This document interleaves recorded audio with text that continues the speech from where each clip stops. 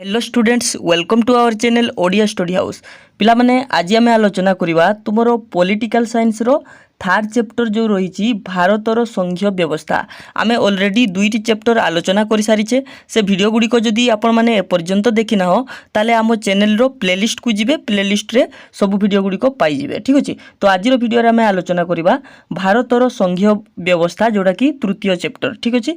तो ये विषय में आपण मैंने कौन जाना पाइबे ना पाठ्य विषय कौन रही देखु ना संघीय व्यवस्था तार लक्षण एवं केंद्र राज्य मध्य संपर्क संघीय व्यवस्थार सांप्रतिक गति ठीक अच्छे। आउ कौन जानिबा ना संघीय राष्ट्र कौन यार वैशिष्ट्य गुड़िक कौन आउ कौन पढ़ा देखु भारतीय संविधान रो संघीय उपादान कौन सब रही। तो ये सब विषय में आग को डिटेल रे जानिबा ठीक अच्छे।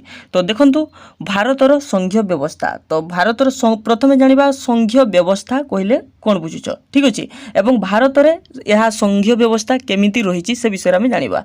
तो आधुनिक राष्ट्र गुड़िक जदि विचार को निया जीवो तो यह दुई भाग में विभक्त करा जायछि कौन कौन ना गोटे हूँ संघीय एवं आ गोटे हूँ ऐकिक। तो वर्तमान जेते सब राष्ट्र रही दुई प्रकार हुए तो संघीय राष्ट्र हो पारे नहले ऐकिक राष्ट्र हो पारे। ताले आपण मानक मन में प्रश्न उठिथिबो एई संघीय राष्ट्र कौन बा ऐकिक राष्ट्र कौन भारत कौन संघीय राष्ट्र ना ऐकिक राष्ट्र। तो ए विषय में डिटेल देखिबा देखंतु। तो संघीय राष्ट्र रे गोटे जिनिस निहाती भाव में इम्पोर्टेंट ताहा होची जो राष्ट्र रे कौन होची ना क्षमतार विकेंद्रीकरण करा जाय थाई। तो बहुत जगह आपण माने सुनिथिबे क्षमतार विकेंद्रीकरण बा क्षमतार बंटन ठीक अछि। तो यार अर्थ कौन ना जनक हाथ में बा जनक माने गोटे सरकार उपरे सबु क्षमतार केंद्रीभुक्त जमिति न होइथिबो यह बंटन होइथिबो। अर्थात देखंतु केंद्र और प्रांतीय सरकार मध्य रे क्षमतार बंटन ठीक अछि। किछि क्षमता केंद्र सरकार को मध्य रे रहिथिबो एवं किछि क्षमता राज्य सरकार को मध्य रे रहिथिबो। जदि भारत को विचार करा जाय भारत रे ठीक एई भलिया ही अछि। तो केंद्र सरकार को पाखरे समस्त क्षमता हस्तभुक्त माने हस्तांतर होई नाही तो किछि क्षमता कोन राज्य सरकार को मध्य रही ठीक अच्छे। तो तेणु भारत को जदि आम विचार कर नवा तो भारत मध्य तो संघीय राष्ट्र आम कहि परिबा। तो ताले एथिरो तार जो डेफिनेशन कथा जदि आम कहवा तो संघीय राष्ट्र लक्षण कौन बा संघीय राष्ट्र डेफिनेशन कौन ना एक लिखित संविधान माध्यम रे जेउठी केंद्र और राज्य सरकार को मध्य क्षमता बंटन होता है ताहाकू संघीय राष्ट्र बा राष्ट्रसंघ कहा जाए। तो नोट करी लिखिबे पिला माने ठीक अच्छे। तो जो व्यवस्था रे समस्त क्षमता केंद्र सरकार को ठारे ठूड़ीभूत होता है तो अन्य जदि विपरीत कथा देखिबा तो जो व्यवस्था रे सबु क्षमता जदि केंद्र सरकार को पाखरे केंद्रीभूत हो रही है तो सही राष्ट्र को आम कौन कहि परिबा ना ताहा होची ऐकिक राष्ट्र ठीक अच्छे। ताले एई संघीय राष्ट्र वैशिष्ट्य गुड़िक कौन बा लक्षण गुड़िक कौन माने कौ राष्ट्र माने राष्ट्र कौ गुण सबू रही ताकू आम संघीय राष्ट्र कहि परिबा। देखंतु तो प्रथम होची दुई स्तरीय सरकार बा द्वैत सरकार। तो केंद्र स्तर रे केंद्र सरकार रहिथिबो एवं राज्य स्तर रे राज्य सरकार रहिथिबो। तो आम देश भारत वर्ष रे मध्य ठीक से भली रही ठीक अछि। केंद्र स्तर रे केंद्र सरकार रही एवं प्रत्येक राज्य रे गोटे गोटे राज्य सरकार रहिचंती ठीक अछि। तो द्विस्तरीय सरकार बा द्वैत सरकार ये होची नंबर 1 गुण रहिथिबो कोठी संघीय राष्ट्र रे। तो सेकेंडली जदि देखिबा द्वितीय रे कोन होइथिबो ना गोटे लिखित संविधान रहिथिबो एवं अनमनीय संविधान। तो अनमनीय संविधान अर्थात जो संविधान को आम सहजरे परिवर्तन करि परिबा नहीं तो यहाँ को परिवर्तन करिया पई माने कौन बहुत जटिल प्रक्रिया कहि परिबा ठीक अछि। तो भारत संविधान ठीक से भली तो लिखित संविधान एवं अनमनीय संविधान एई संविधान माध्यम रे दुईटी सरकार को अर्थात केंद्र सरकार और राज्य सरकार को मध्य रे क्षमतार बंटन करा जायछि। तो ये भी मन रखिबे जे जो केंद्र सरकार को क्षमता एवं राज्य सरकार को जो क्षमता हस्तांतर करा जायछि तो एटा कोठी रहिछि ना ये संविधान रे लिपिबद्ध होई रहिछि। तो संविधान ताकू बंटन करिछि ठीक अछि। थर्ड रे देखंतु कोन रहिछि ना दुईटी सरकार को मध्य रे विवादीय स्थिति उपजिले तहिर समाधान पाई स्वाधीन निरपेक्ष न्यायालय रहिबो। जदि राज्य सरकार और केंद्र सरकार को मध्य रे कोनोसी कारण रो विवाद उपजिला ताहले एहा को विचार करिवो किए ता पाई रहितबा दरकार निरपेक्ष न्यायालय एवं स्वाधीन न्यायालय। तो जे कि माने कोन केंद्र सरकार को पक्ष होबो नहीं कि राज्य सरकार को पक्ष होबो नहीं तो ये सर्वदा निरपेक्ष रहिबो। तो ए भली न्यायालय मध्य रहिबो। आम भारत रे रहिछि उच्चतम न्यायालय बा सुप्रीम कोर्ट ठीक अच्छे। फोर्थ रे देखंतु कोन अछि ना द्विसदनीय व्यवस्था जेउठी गोटिए सदन प्रांतीय सरकार को स्वार्थ रक्षा निमित्त उद्दिष्ट। तो द्विसदन व्यवस्था अर्थात केंद्र स्तर रे रही संसद एवं राज्य स्तर रे रही कोन ना राज्य स्तर रे रही विधानसभा, ठीक अछि। तो द्विसदनीय व्यवस्था मध्ये रहितबा आवश्यक।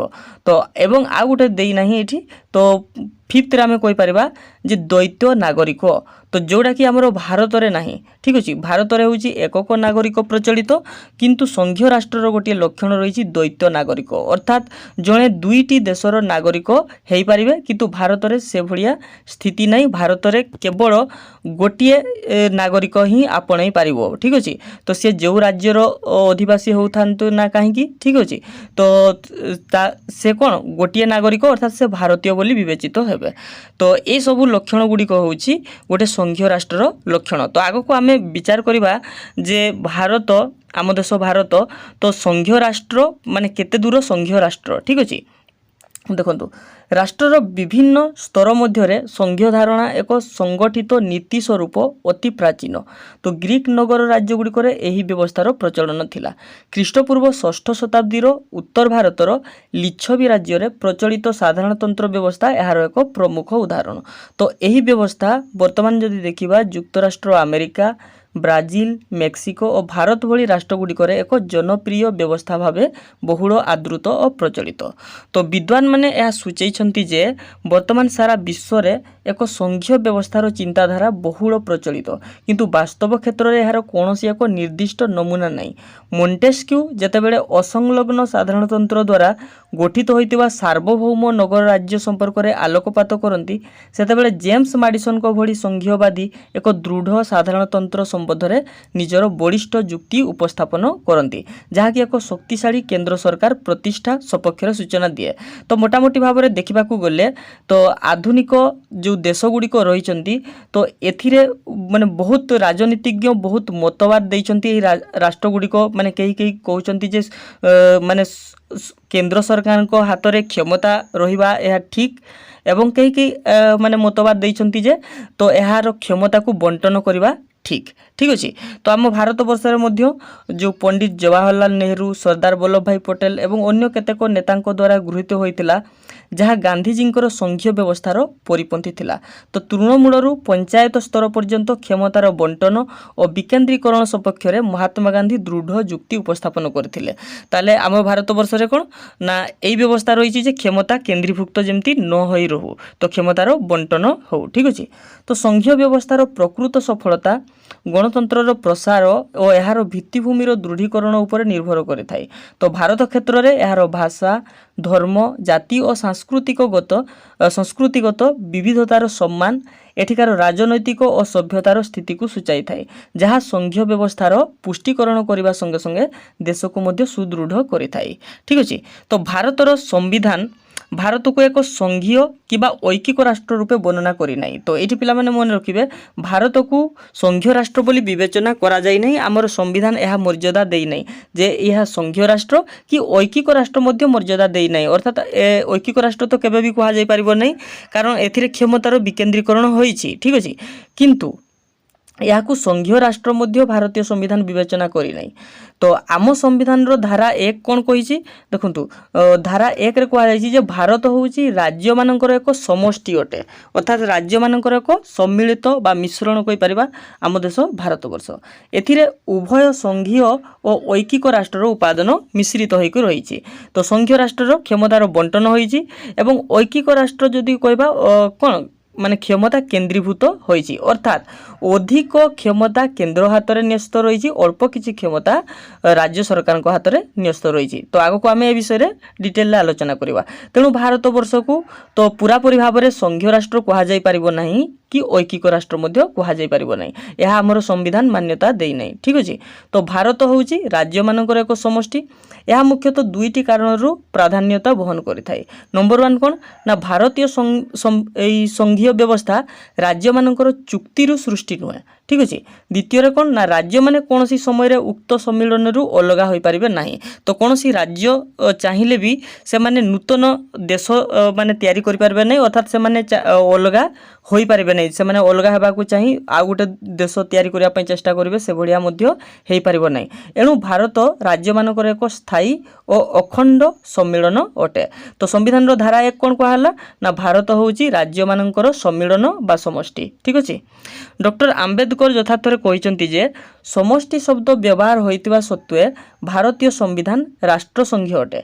तो एही संविधान रे द्वैत सरकार व्यवस्था रहिछि, यथा केंद्र स्तर रे केंद्र सरकार रहिछि एवं आंचलिक स्तर रे राज्य सरकार कार्यनिर्वाह करिसंती। तो उभय सरकार को मध्य क्षमतार विभाजन होइछि। तो डॉक्टर आंबेडकर मानिसंती कोन ना भारत होउछि राष्ट्र संघीय बोली। ठीक अछि। तो अन्य केतेक गवेषक यथा भारत एक अर्ध राष्ट्र संघ, भारत एक राष्ट्र संघ यही मत को ग्रहण करि नाहंती, जेमिति कि केसी हुआर। तो मन रखिबे पिला माने केसी हुआर भारत को पूरा पूरी भाव में राष्ट्र संघ बोली मान्यता करि नाही, से कहिसंती भारत एक अर्ध संघीय राष्ट्र।